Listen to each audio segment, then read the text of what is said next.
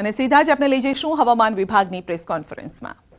Celsius minimum temperature realise हुआ और पूरे ओवरऑल गुजरात स्टेट की बात करेंगे जहां पर मिनिमम टेम्परेचर सबसे कम रहा है वो है Vadodara 14 degree Celsius minimum temperature record हुआ है। सर अब क्या टेम्परेचर रहेगा? अभी जो टेम्परेचर की जो टेम्परेचर है उस नो लार्ज चेंज में ही रहेगा, लेकिन उसकी जो टेंडेंसी है वो आज के लिए जो फोरकास्ट है वो हल्की सी जो टेंडेंसी होगी वो डिक्रीजिंग होगी। उसके 24 आवर्स के बाद फिर टेम्परेचर की जो टेंडेंसी होगी वो राइजिंग टेंडेंसी होगी, लेकिन ओवरऑल जो टेम्परेचर रहेगा वो नो लार्ज चेंज में रहेगा। विंड डायरेक्शन क्या होगी? अभी जो विंड डायरेक्शन लैंड रीजन पे पूरे गुजरात स्टेट में जो प्रिवेल कर रही है वो north easterly to easterly wind prevail कर रही है। सर आज तेजी से थोड़ी हवा चल रही है उसका रीजन क्या है? आज के लिए जो विंड की डायरेक्शन है वो north easterly to easterly wind है, जिसके कारण जो विंड में जो उसका मैग्नीट्यूड के हिसाब से देखा जाए तो उसमें 5 से 10 नॉट्स के आसपास विंड जो अभी मतलब छिटपुट जगहों पे विंड की स्पीड रिकॉर्ड हो रही है।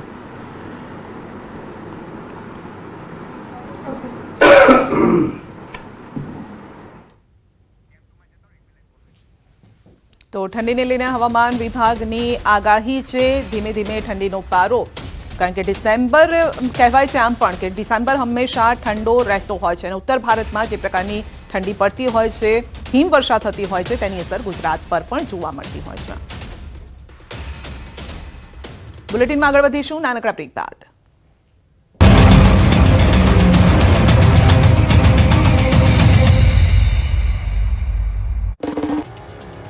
અંજારના ભુવડ નજીક જ એક કેમિકલ કંપની આવી રહી છે અને જેની લોક સુનાવણી શરૂ થાય તે પહેલા જ 20 ગામના લોકોએ અધિકારીઓને ઘેર્યા। અંજારમાં ખાનગી કંપની માટે લોક સુનાવણી યોજાઈ, જેના વિરોધમાં 20 થી વધુ ગામના લોકો ભેગા થયા। ભુવડ, ખેડોઈ અને આસપાસના ગામના રહેવાસીઓએ આ કેમિકલ કંપનીનો વિરોધ કર્યો। લોકોએ મોટી સંખ્યામાં એકત્રિત થઈને લોક સુનાવણીનો વિરોધ કર્યો। લોક સુનાવણી રદ કરવાની માંગ સાથે સ્થાનિકોએ હલ્લાબોલ કર્યો। વિરોધ વચ્ચે પણ પ્રાંત અધિકારી ટસનામસ ન થયા અને સુનાવણી રદ ન કરતા લોકો વધુ ભડક્યા। સ્થાનિકોએ સુનાવણી સ્થળે જ ધરણા શરૂ કર્યા। અંદાજિત 700 થી 800 લોકોએ ઉગ્ર વિરોધ પ્રદર્શન કરતા પ્રાંત અધિકારી અને જીપીસીબી અધિકારીને પરસેવો છૂટી ગયો। લોકોને સાંભળ્યા વગર લોક સુનાવણી પૂર્ણ જાહેર કરી અંજાર પ્રાંત અને જીપીસીબી અધિકારીએ ચાલતી પકડી। નોંધનીય છે કે અંજારના ભુવડ પાસે કેમિકલ ઉપરાંત સ્ટોરેજ કંપની આવી રહી છે। ગ્રામજનોએ આ કંપની સામે વિરોધ વ્યક્ત કરી લડત કરવાની તૈયારી બતાવી છે। ગામ નજીક આવતી કેમિકલ કંપનીથી માનવ વસાહત પાસે જ હોવાથી વ્યાપક નુકસાન થશે તેવો ભય છે। 3 થી 4 તળાવો જે આ ગામની જીવાદોરી છે તે પણ દૂષિત થશે। 3000 થી વધુ પશુધનને નુકસાન થશે। આ વિસ્તારમાં બાગાયતી અને ખેતીના પાકોમાં પણ વ્યાપક નુકસાન થશે તેવો લોકોને ડર છે। વડોદરામાં દબાણકર્તાઓ પર 10 દિવસથી તવાઈ ચાલી રહી છે। વિવિધ વિસ્તારમાં ખડકી દેવાયેલ દબાણો પર બુલડોઝર ફરી વળ્યું છે। વડોદરાના મનપા કમિશનર દિલીપ રાણા એક્શન મોડમાં છે। શહેરમાં સતત 10મા દિવસે દબાણ હટાવવાની કાર્યવાહી યથાવત છે। ગુરુવારે પિરામિતા રોડ પર આવેલું ફિશ માર્કેટ સીલ કરાયું। રાવપુરા પોલીસના ચુસ્ત બંદોબસ્ત સાથે ફિશ માર્કેટ સીલ કરવામાં આવ્યું। અનેક નોટિસ બાદ પણ પરવાના ફી ન ભરતા ફિશ માર્કેટ સીલ કરાયું। છેલ્લા 5 વર્ષથી વધુ સમયથી નોટિસ આપ્યા છતાં પણ કોઈ કાર્યવાહી કે પછી ફી નહોતી ભરવામાં આવતી, જેથી વડોદરા કોર્પોરેશનની માર્કેટ શાખા અને દબાણ શાખાની સંયુક્ત કાર્યવાહી અહીં।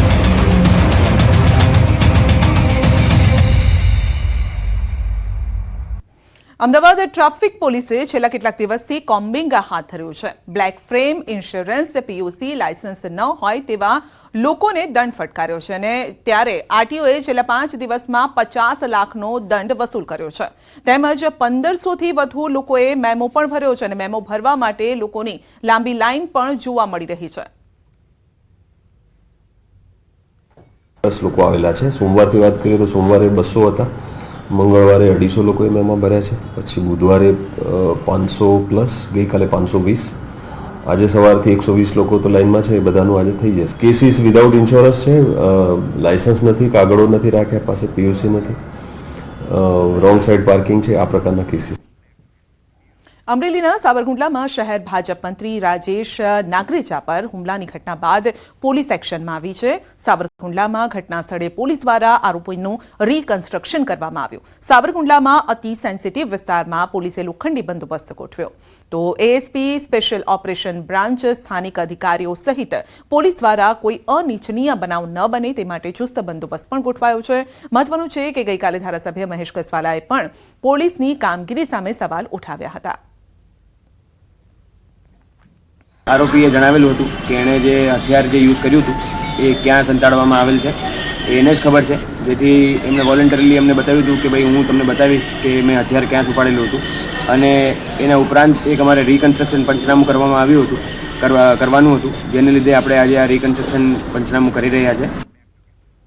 આણંદ પાલિકા દ્વારા વિદ્યાનગર રોડ પર દબાણ હટાવો ઝુંબેશ શરૂ કરવામાં આવી અને આ દબાણની કામગીરી દરમિયાન પાલિકા કાઉન્સિલર મહેશ વસાવાએ દબાણો હટાવવામાં પક્ષપાત થયો હોવાનો આક્ષેપ કર્યો છે. બીજી તરફ દબાણ હટાવવાની કામગીરી દરમિયાન આણંદ પાલિકાના કર્મચારી પર હુમલો કરવામાં આવ્યો, જેનો વિડીયો પણ સામે આવ્યો. દબાણ હટાવવા ગયેલ આણંદ પાલિકા કર્મચારી સાથે ગાળાગાળી કરી અને તેમના પર હુમલો કરવામાં આવ્યો. ત્યારે આણંદ પાલિકા ચીફ ઓફિસરે હુમલો કરનાર શખ્સો સામે પોલીસ સ્ટેશનમાં ફરિયાદ દાખલ કરવાની તજવીજ હાથ ધરી છે. જે માણસો ગરીબ માણસો જે ટેમ્પી લઈને લારી લઈને ઊભા રહે છે એ લોકો પર અત્યાચાર થઈ રહ્યો છે. એ લોકોનું દબાણની અંદર બધું ભરપાઈ કર્યું છે. જેસીબીની શું જરૂર છે કે તોડવા માટે લાવવાનો છે, એ લોકોનો સામાન ભરી જાય. જે લોકોએ મંડપ બાંધીને બહાર વેપાર કરે છે એ લોકોને આ લોકો વોન કરે છે. અમે સરકારની જોડે છે અને પ્રશાસનની બી જોડે છે કે ભાઈ દબાણ દૂર કરો, વાત બરોબર છે, પણ જે ગરીબ અને મધ્યમ વર્ગનો માણસ જે પોતાની લારીથી પોતાનું ઘર ગુજરાન ચલાવી રહ્યો છે એ લોકોનો માલ ભરે છે અને જે લોકોએ અહીંયા આગળ પાવથી ભરાઈ છે, બહાર મંડપ બાંધ્યો છે, એ લોકોને વોન કરે છે. નગરપાલિકાના કર્મચારી પર કોઈ હુમલો થયો નહીં. એ લોકોને કંઈ ગારો બોલી તો એના જે ફેમિલી મેમ્બર હતા તો કે ભાઈ આવી ગારો શું કરવા બોલી, બસ એ થયો અને પછી વચ્ચે બધા અમે પડી અને જે હતું એ લોકોને પછી એ લોકોને અજાણા ઇસમો દ્વારા નગરપાલિકાના કર્મચારી પર હુમલો કરી અને એમને પટ્ટાથી માર મારવામાં આવેલ છે અને એ બાબતની ફરિયાદ અત્યારે અમે પોલીસ સ્ટેશનમાં આવેલ છે અને ફરિયાદ નોંધવાની કામગીરી ચાલુ છે. એટલે આ બાબતે ફરિયાદ નગરપાલિકાના કર્મચારી દ્વારા નોંધવામાં આવેલ છે. નગરપાલિકા દ્વારા કોઈ આલાદા અને નીતિ કરવામાં આવેલ નથી. જે રોડની માર્જિનવાળી જગ્યામાં જ્યાં ટ્રાફિકને નડતરૂપ નથી થતી એવી જગ્યાઓએ નગરપાલિકાએ હંગામી ભાડાપટ્ટા આપેલ છે. રાજપીપળાના ચિત્રાવાડી ગામના લોકોને બંધ પડેલી ફાટકના લીધે સમસ્યા ઊભી થાય છે. ફાટકના કારણે ચિત્રાવાડીથી રાજપીપળા જવા માટે 2 થી 3 કિલોમીટર ફરવું પડે છે. આ ઉપરાંત 450 વર્ષ જૂના હનુમાન મંદિરે જવા માટે પણ ફેરો થાય છે. મહત્વનું છે કે અંકલેશ્વરથી રાજપીપળા જતી ટ્રેન લગભગ 2 વર્ષથી બંધ છે. તો આ ફાટક ખોલી દેવામાં આવે તો ચિત્રાવાડી ગામ અને હનુમાનજીના દર્શને આવતા ભક્તોની સમસ્યા ઉકેલાય. ઉલ્લેખનીય છે કે અંકલેશ્વરથી રાજપીપળા ટ્રેન અંગ્રેજોના સમયથી શરૂ થઈ હતી અને રસ્તો બંધ થયો હતો. બાદમાં પોઈચા જવાનો રસ્તો ખુલ્લો કરાતા ગરનાળું બનાવવામાં આવ્યું અને ચિત્રાવાડી ગામને નવો રસ્તો મળ્યો છે. જો કે તેમાં પણ 2 થી 3 કિલોમીટર ફરીને જવું પડે છે. પરંતુ હાલ કોઈ ટ્રેનની અવરજવર નથી, ત્યારે ગામ લોકોની માંગ છે કે ફાટક ખુલ્લું કરવામાં આવે. ફાટક બંધ કરવામાં આવેલ છે, જે ખરેખર ખોલી નાખે તો અહીંના ભક્તોને પણ આવવાનું એ થઈ શકે, સુટેબલ પડી શકે. અને અહીંયા આગળ ચિત્રાવાડી તેમજ બધામ તેમજ અન્ય ગામો જોડાયેલા છે અને તેમને પણ આ રીતના લાભ મળી શકે. અમે ચિત્રાવાડી ગામના છીએ. આ ફાટક બંધ છે તેથી અમારે ફરીને આવવું પડે છે. રેલવે બંધ છે જેથી આ ફાટક ખોલી નાખે તો અમારે અવર જવર જવાનું સહેલું પડે. ફાટક બંધ હોવાના કારણે પૈસા બી બગડે છે અને સમય પણ બગડે છે. રેલવે 2 વર્ષથી બંધ છે પણ હજુ ફટાવી નથી. અમારી ચિત્રાવાડી ગામના લોકોએ આવવું હોય તો આ જ રસ્તો છે. અમારી માંગ છે કે આ ફાટક ખોલી નાખે તો અમને અહીંથી જવાનું સહેલું પડે. રાજ્યની પ્રી સ્કૂલના સંચાલકો હવે લડી લેવાના મૂડમાં હોય તેમ લાગે છે. વિવિધ માંગ નહીં સ્વીકારાતા પ્રી સ્કૂલના સંચાલકોએ આંદોલનનો માર્ગ અપનાવશે. આગામી 3 ડિસેમ્બરે રાજ્યની તમામ પ્રી સ્કૂલ બંધ રાખવાનું એલાન કર્યું છે. તમામ પ્રી સ્કૂલના સંચાલકો ગાંધીનગર એકઠા થશે. ભાડા કરાર, બીયુ પરમિશન સહિતના અલગ અલગ મુદ્દાઓ મામલે તેમના પ્રશ્નોનું નિરાકરણ નહીં આવતા પ્રી સ્કૂલના સંચાલકો ગાંધીનગરમાં પ્રદર્શન કરશે. રાજ્યભરની પ્રી સ્કૂલના સંચાલકો આંદોલનના માર્ગે છે અને આગામી 3 તારીખે તમામ પ્રી સ્કૂલ જે છે તે બંધ રાખવાનું આયોજન કરવામાં આવ્યું છે. આપણી સાથે પ્રી સ્કૂલ એસોસિએશનના સાગરભાઈ નાયક છે. સાગરભાઈ પાસેથી જાણીશું. સાગરભાઈ, 3 તારીખે બંધનું એલાન આપવામાં આવ્યું છે. ખાસ કે પ્રી સ્કૂલ બંધ રાખવાનું આયોજન છે રાજ્યભરની. શું આયોજન છે, શું કહેશો?